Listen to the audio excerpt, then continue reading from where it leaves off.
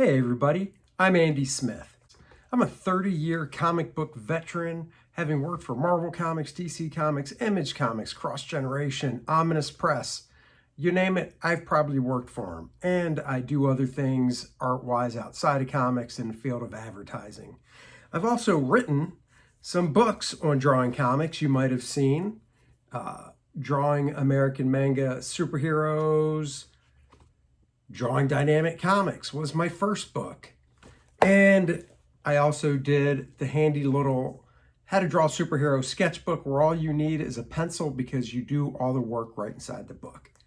Enough about that. This is the Book Look series. The Book Look series is where I grab a book off my library. You can see the tons of books I have behind me. And I go through it page by page with you so you can see if it's a book that you might want to buy. I like to know what I want to buy before I buy it, and I feel this is a way to give you some insight into these books. So join me for today's book look. Thanks. Hello everybody, it's Andy Smith, 32-year veteran of the comic book industry, with another modern Masters book look. This time, John Romita Jr. And stay tuned, after this book look, I'm doing another book, a surprise book. We'll just leave it at that. It's a sketchbook. I'll give you that.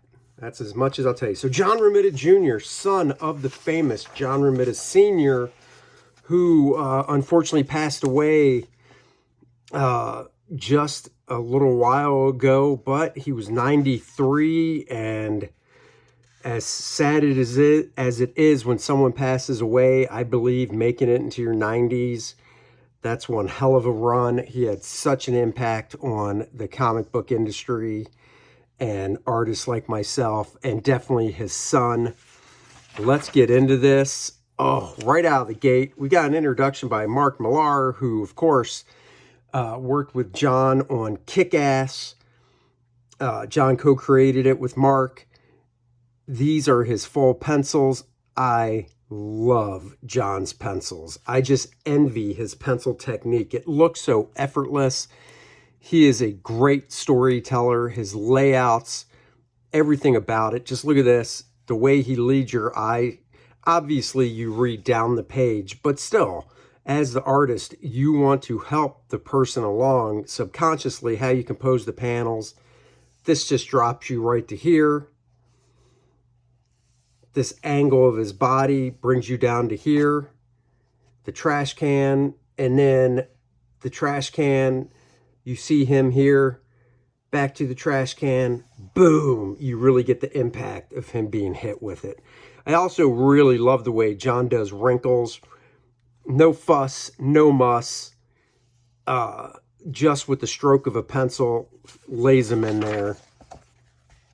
So let's go through this. I love this 1960s photo, left to right, John Jr., Mother Virginia, and Brother Victor. I love seeing photos like that. You know, at some point, somebody will hopefully, maybe somebody will do a book on me someday, and you'll see photos like this. I doubt it, but hey, one can wish. One of my favorite things to see, and this goes for the Kuberts as well, is seeing the dad ink the son. John Romita Jr. pencils, John Romita Sr. inks. From Amazing Spider-Man 400, I do have this issue. Actually, the issue I have, I didn't even know it when I bought it, is signed by John Romita Sr. I love John Sr.'s inks, and seeing him work with his son is fantastic. They worked together, I believe, on the Spider-Man annual. Is it number 16 that introduces Captain Marvel, Monica Rambeau? I can't remember her name. But you know what I'm talking about. Another great panel here by the father and son. Of course, John had a great run on Daredevil, inked by Al Williamson. This interview, of course, is great. John goes into his childhood and talking about his dad and his influence his dad had on him and stuff. This is rain. You know, so much in today's comics, guys wouldn't even draw rain. They would just tell the colors, it's raining. But in black and white, you don't know that. In black and white here, you can tell it's raining and it's just awful out. Here we're getting into when he started. Opportunity Knocks. 1976, I believe, is when he first started. I'm just going by right here. Right, 1976, they would split the books into two parts. They'd have to produce a new cover and a new splash page for the second part when they were printed over in England. That's what I was doing. This is cool. Debut penciler of John Romita Jr., inks by Al Milgrom. Spider-Man Chaos at the Coffee Bean. You can see, it might be hard to see this little figure right here, but one of the things that John definitely got from his dad is figure construction. And you can see it in that figure. You can still see it in his work now. This one, see, I haven't looked at this book in a long time. I totally forgot about this. Let's see, on Conan and John, we get the pencil, A Tale of the Cimmerian about 10 years later. This is from Conan Saga number 14, inks by Armando Gil. Now, Armando's a very heavy-handed inker. You can kind of actually see John Romita Jr. in that face and in some of the poses, but the inking really buries his work. Gotta love this, a shot of the young John in the 70s working.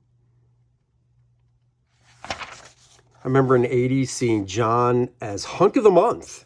I don't believe they ever did another one of those after that because, I mean, once you call out John Romita Jr. as Hunk of the Month, I've seen a lot of those guys working in the 80s. Maybe Bob Layton could have fit into that category. This, you can really, early work, but you can see the figure construction. Like, compare him and his dad, and you can really see the figure construction being the same. I believe John really broke out, for me at least, on Iron Man. And a part of it was because of the strong inks by Bob Layton.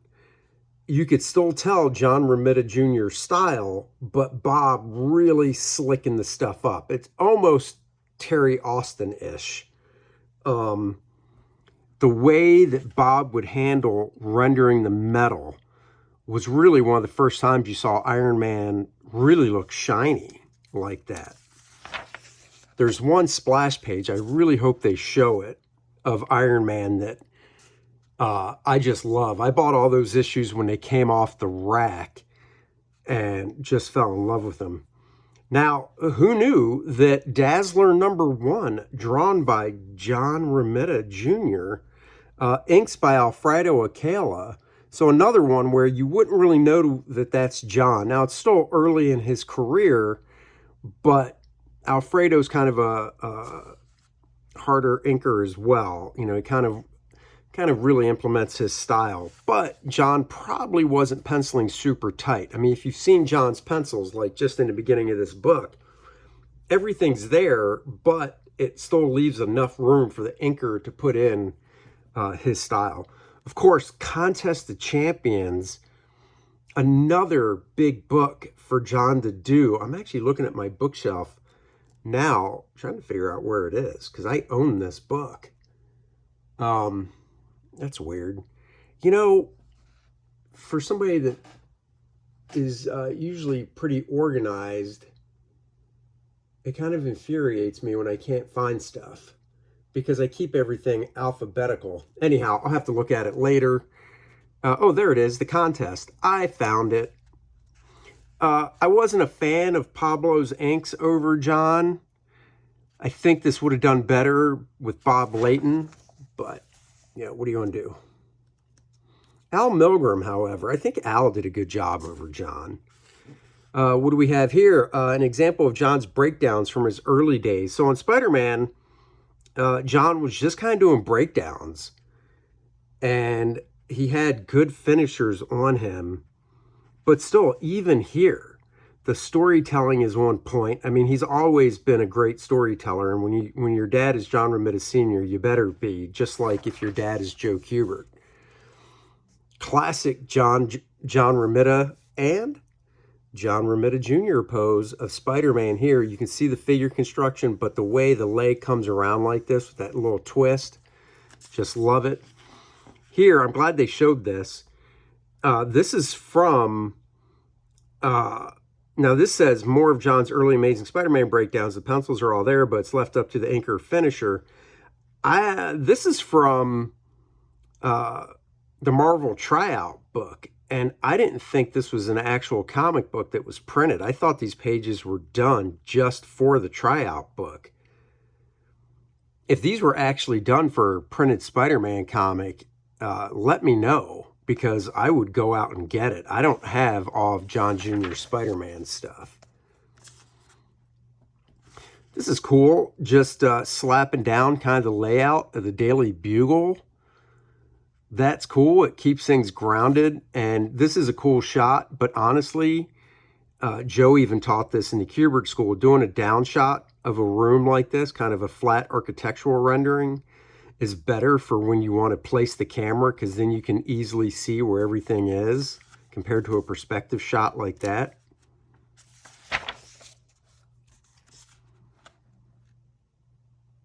And here we go. Check out this cover right here.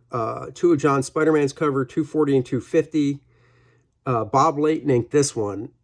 And I'll be honest, when I first saw it, before I looked at the credit and read this, I thought it was Terry Austin. And that's what I'm talking about. And then Klaus Janson inking this one. And Klaus would go on and ink a lot of John's work. And I think Klaus is one of the best inkers for John with the style he has. More breakdowns of his work here. And then Captain Marvel, once again, I believe this is Amazing Spider-Man Annual 16, and his dad inked it. I love this issue. I love this costume. I actually got to draw this costume in Quasar when I first started working for Marvel, but love that costume. Early con sketch. John had a long run on X-Men. Now, this cover right here is inked by Terry Austin. I saw it in the caption, but I'm also looking to see if it's signed. There's a lot going on. Yep, there it is, Romita Austin. And you can just see how John would pencil this in with like the side of his pencil and stuff. And then the inker would interpret it a certain way. There's an issue of Uncanny that his dad inked over him featuring Wolverine, which is just fantastic. A lot of the stuff that he did on X-Men was inked by Dan Green. Dan is another inker who I think really brought a lot to John's work. Dan's a brush guy and just really spontaneous with the line that he puts down. He inked a ton of Mark Silvestri's Wolverine. And those issues, I think I remember hearing Mark wasn't a big fan of what Dan Green did, but I thought the Dan Green inking over Mark was phenomenal. And of course, up here, this is Al Williamson. Terry Austin says Al's the best inker John ever had. I do like Al Williamson's work over John. I mean, Al Williamson can't do really any wrong inking somebody, but I don't know. I kind of like Klaus. I bought Star Brand when it came out. I wasn't thrilled with the new universe, but once again, being a John Romita guy, junior guy, I had to get it. Same with his Daredevil issues. I mean, when you think Marvel, you think, you know, John Romita Sr., John Romita Jr. This panel layout here, just phenomenal. You know, when John jumped over to DC for those few years, I was excited. I liked his Superman stuff. I definitely liked his Batman. I still think his Batman Punisher is the best DC stuff. The proportions on the Batman and the Punisher were just fantastic. I just love that job. I like the stuff he did for DC, but like I said, I was a much more fan of the Marvel stuff. Daredevil, over here, 2-page spread, Silver Surfer. The other thing about John's work is, you know, besides his strong influence from his dad, he just has the dynamics of Jack Kirby. when Heroes Return happened in the late 90s and John did Thor, I mean, that just made you feel like you were looking at Jack Kirby with the power and the great storytelling that John brought to the book. John also, I'd be remiss if I didn't mention, he came back to Iron Man in the 80s. Bob Layton was not inking him this time. I'm trying to remember who was inking that Iron Man stuff. Bob Wycheck, I believe. And man, that Iron Man stuff just was leveled up. You could see his growth as an artist, and it was just some of my favorite Iron Man stuff. Here, of course, we have X-Men. This one's inked by Dan Green. This one is too. This was a 2-page spread. Once again, I love his storytelling. I love how he spots his blacks. I love this shot of the Angel and Jean Grey here. The way he draws women, he's got the very beautiful faces like his dad, and then the figures are just so voluptuous. Oh, here you go. This is from The Punisher Batman. Oh, wait. Joker and Jigsaw enjoy a day on the beach. John's pencils for a 2-page spread for Punisher Batman #2, the project he left. He left. So did this never come out? Because I don't remember #2. But you can see what I'm talking about with his pencils. He uses the side of the pencil to just pop in black areas, even for clothing and stuff. So basically, everything's outlined, and then he'll go in and for rendering and stuff and use the side of the pencil to jot in these black areas. He's an artist I always wanted to ink. Oh, that is just fantastic. I'm hoping to, oh, it doesn't say. This is issue 311. It's probably Dan Green inks again, but there was one issue Scott Williams, maybe more than one, but I remember one issue Scott Williams inked X-Men over John, and Scott is just one of those inkers that can ink everybody. Classic pose. If you think of a John Romita running pose, this is what comes to mind. It's one of those, I guess you could say, stock poses us artists have that we default to. Of course, here we go. The Punisher, who his dad created the costume for. And look at that, inked by Klaus Janson. This is what I'm talking about. You look at these two different inking. Just look at the arm hair done by Dan Green. It works. It's great. But Klaus's, to me, just has a roughness to it.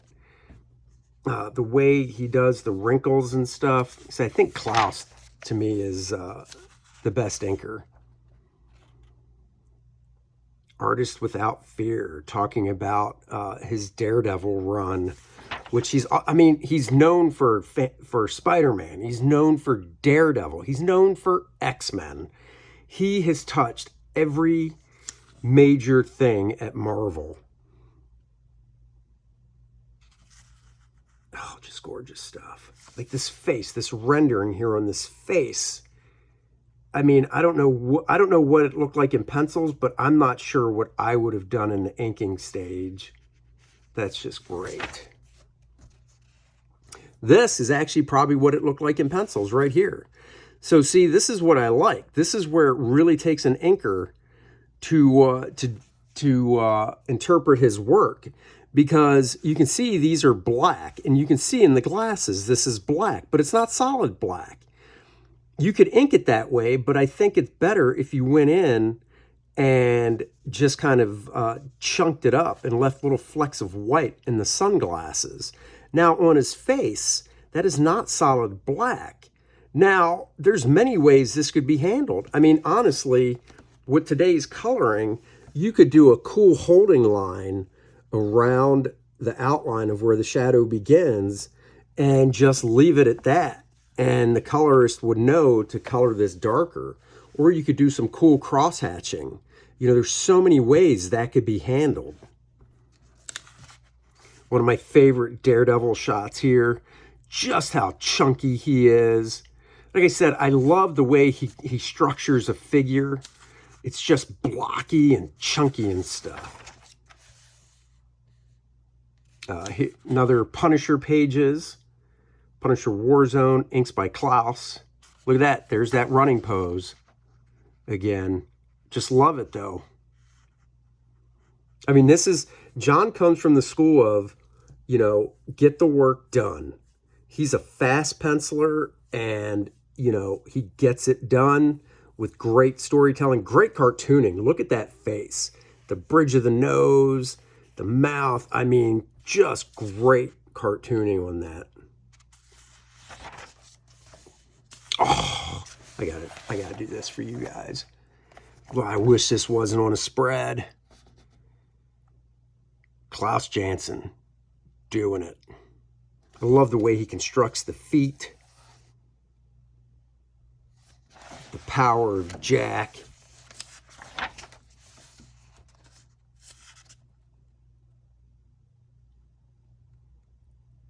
John is also great from the standpoint of when he does deep perspective like this, he doesn't usually get into the 3-point. This is 1-point perspective.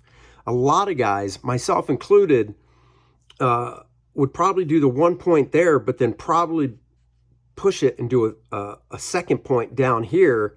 So all these verticals converged way down off the page. Another guy, and I'm sure they'll show some of it, that does a great job inking over John Jr. is Scott Hanna. Scott Hanna is probably another inker that has inked the most pages over John Romita Jr. And just did a phenomenal job. Getting into some of the Thor stuff, Klaus started off inking it. I believe it was Klaus. Dick Giordano inked a few issues over JR Jr. And, I mean, they were just fantastic looking. Once again, these pencils, the way he does the black areas with the side of the pencil, and then just this nice, simple background there. And this Thor has all the power, I think, of a Kirby.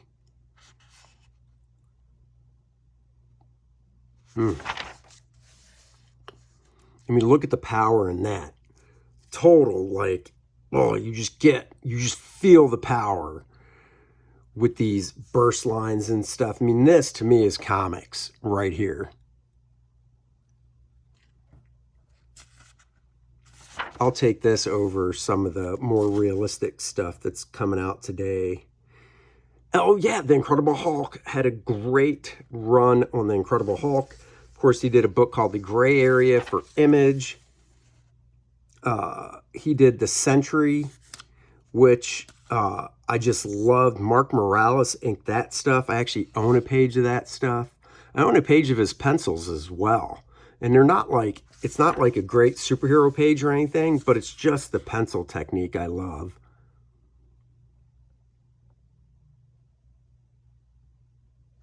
That is him inking himself. Once again, just the stylized construction of the figure, the anatomy, how it rolls around and contorts and stuff. I just love it. Here you go. This one's inked by his dad for a 9/11 charity auction. That's right, Black Panther. Man, now I'm trying to remember if I own, I don't think I have this Black Panther stuff that he did.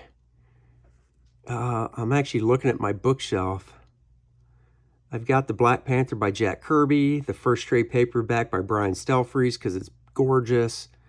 Another trade paperback by Daniel Acuna because I liked his stuff. And then I've got the Mark Texeira Black Panther. Yeah, I don't have the John Romita Jr. Black Panther stuff. I will have to correct that. Another great stuff. And there was a scene in it where he fought Cap. So check out these pencils. Just the tall blades of grass, how he does it. I'd be scared, honestly, to pencil like that because, especially here, this is grass, because I just don't know if I don't have enough confidence in my inkers to pull this off. I do have this Wolverine stuff he did. Once again, looking at my bookshelf, Wolverine Origins. That is not him. That is Steve Dillon, who I got to say, I don't think Steve Dillon was right for Wolverine Origins, but I think Steve might have thought that as well, but was like, hey, they want to pay me to draw Wolverine, I'll do it. Yes, Wolverine, Enemy of the State. I do own that. Sorry, had to look. Look at that power. And yes, Klaus Janson inking.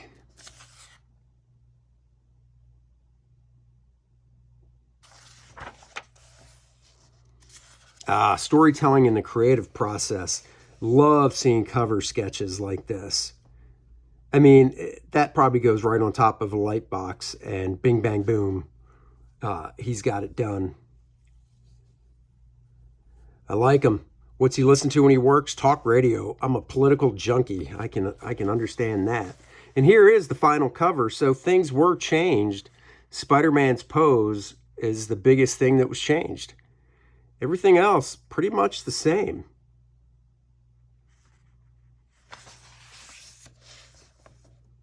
Oh, see, I wish these inks were printed bigger so you could really compare them to his pencils right here. That's a 2-page spread. Just gorgeous. Here's some more full pencils. Like, look at this back. I can see how I would handle inking that, but it'd be, you know, if you don't hand it to a good inker, whew, you're in trouble.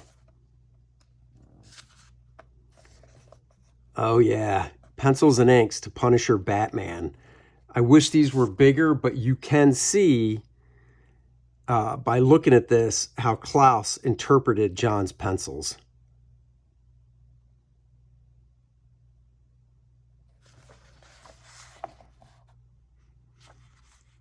Gorgeous.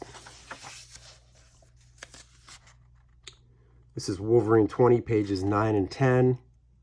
It's getting very moody in the rain. Oh yeah, now we get to the best part of the book. The art gallery. Woohoo! I don't know if there's any color stuff in it. This is definitely inked by Klaus. Love the chunkiness of it. I love the way he draws tech. So see, this could have been a lot of gray in pencil right here on Sabretooth's face. And then Dan Green was like, okay, I got this. And he really shows the form nicely. JR, Al Williamson, Daredevil. Oh man. Look at that Punisher cover. This looks photographic almost. The way it's inked.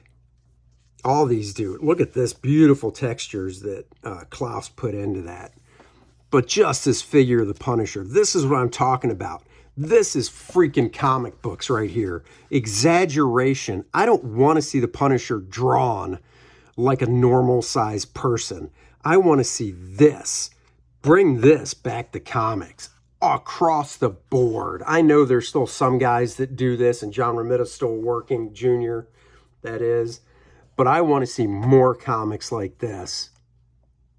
Just look at that. Oh, yeah, 1994, 30 years ago, roughly. I know it's 29, but you know. So let's see. I think he is 63. So he was early 30s when he did this. Man, I love that. Like I said, one of my favorite books. Look at that Joker. Talk about bringing your own style to a character that's been around for so long and not going, oh, how should I draw him? Should I do him like this guy did? Nope, John's like, I'm doing him like this. I have a Punisher convention sketch that John did that I bought, you know, secondhand, as in I didn't buy it from John. But it's a full figure of him just standing there looking tough. Love it. I was hoping for this one specific page to be shown from Batman, Punisher. This looks like Al Williamson. I don't think it's Klaus. I don't know. Could be Scott Hanna. Not sure.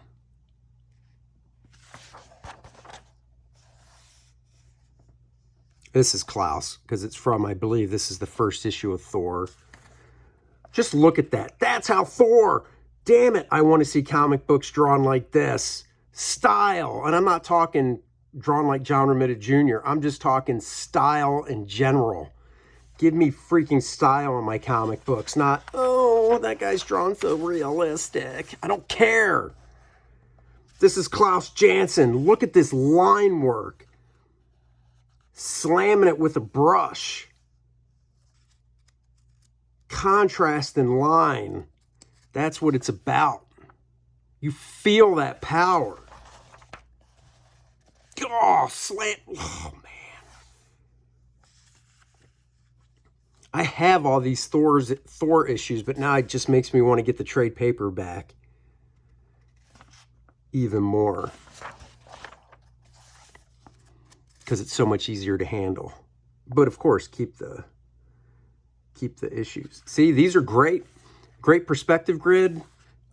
These are high res enough to where if you get this book, you could scan these in and print them out in blue to try and do ink samples. The gray area here, these fingers, nice and cartoony. Oh yeah, Wolverine fighting Elektra. Inked by Klaus. Some cool Black Panther stuff. Is it? Nope, it's not Black Panther fighting Cap. That's what I was hoping to see. Oh, look at that. This is what I'm talking about. This is very figure construction of his dad. Right here. Very much so.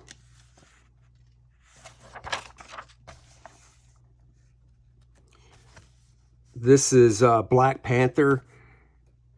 This looks so much fun to ink, just to interpret the rendering he's doing here. Of course, World War Hulk. Oh, beautiful spread. Look at that. Kirby, so Kirby looking with these big bulky figures clashing like that.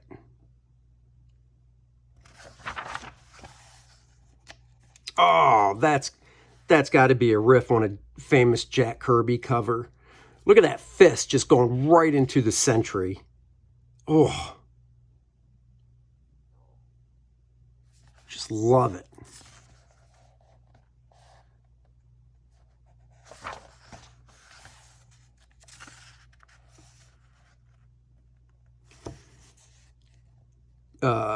Inked by Klaus. Inked by Scott Hanna. Scott really came along as an inker. I remember when he first started, back before I broke in, and was going, huh, never heard of this guy before. But I mean, his stuff is, he's just come a long way. Check this out. John Romita Jr. inked by George Perez.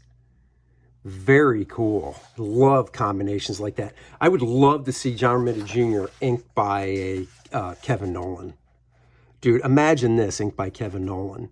John's figure drawing and style is so strong, Kevin wouldn't be able to, I don't think Kevin would steamroll it. I think it would be a very cool combo. Great piece here, very powerful. I know who owns this piece. It's just gorgeous. Those big fists, big ham hocks, get punched by those. And that's it. But I said if you hang out till the end, we'll get a bonus. What's the bonus? The bonus is the sketchbook masterpiece Uko Smith Freakazoids 2023. UkoSmith.com. Who's Uko Smith? If you haven't heard of Uko, he hasn't done many actual interiors. He does a lot of commissions and stuff. But I went to school with Uko. So check this out. When I was in high school, when I was a senior, Uko was a junior, and Frank Cho was a sophomore, and we were all at the same school at the same time. Now, I didn't hang out with a lot of guys 2 years younger than me, so I didn't even know who Frank Cho was. I didn't even know he went to the same high school at the same time and lived in Beltsville, where I grew up, until 2000, when I met Frank for the first time in a convention. Uko and I were friends in high school, so we had art classes together and such. His watercolor technique, I just love. I would love to watch him do a painting from start to finish. Actually, I know he's posted up some videos. I need to go watch those. I love his watercolor technique. Now, I don't know if this was a wash or if this was originally in full color. His initial sketches are really cool. He's got a really strong style. Just gorgeous stuff. I would love to see him do interiors and have him painted this way. A whole book of this, I think, would just be phenomenal.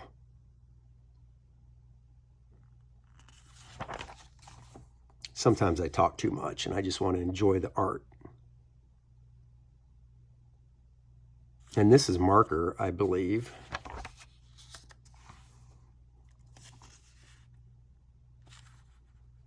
Very nice here. I like the inking style on it.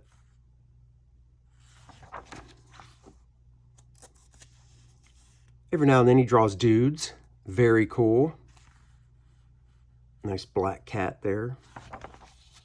He's got a great signature too. So ukosmith.com. I'll definitely post the link down below with his website so you can check it out. Little Cerebus action and Teenage Mutant Ninja Turtle.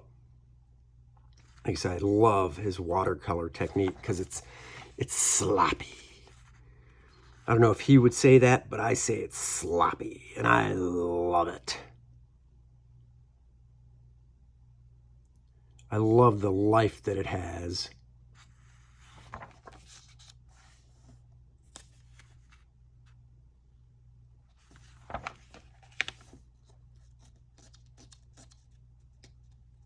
That's freaking cool.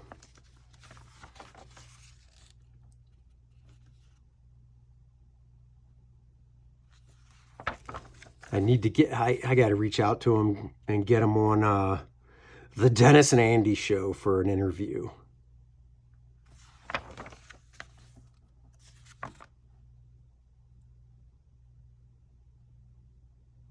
Reproduction on this book is very nice as well. I love this stuff right here. I love the initial drawing phase. This is wash. This is not marker. Ink wash. That's ink wash, mate, and then, yeah, some color over top. Very nice poses here on the ladies.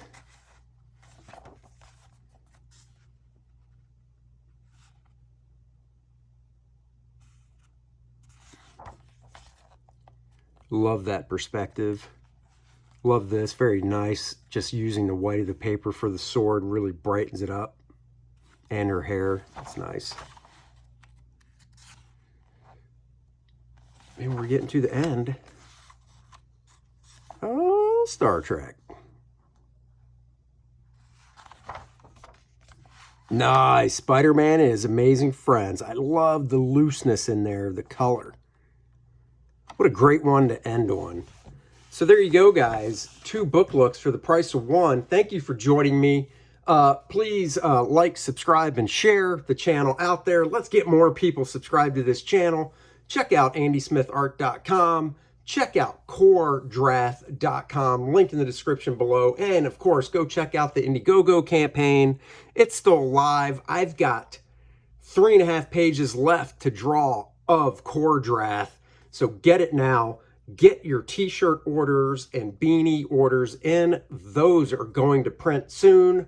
At the end of this month, we will be pulling them off the campaign because we have to get the orders in. So don't wait. Get your orders in. Check out this cool trailer if you're not familiar with Kor-Drath. I'm loving the book. I'm putting my all into it for you guys. I'll let the trailer speak for itself. And of course, click on the links below to go order a copy. Thanks, guys. Catch you later.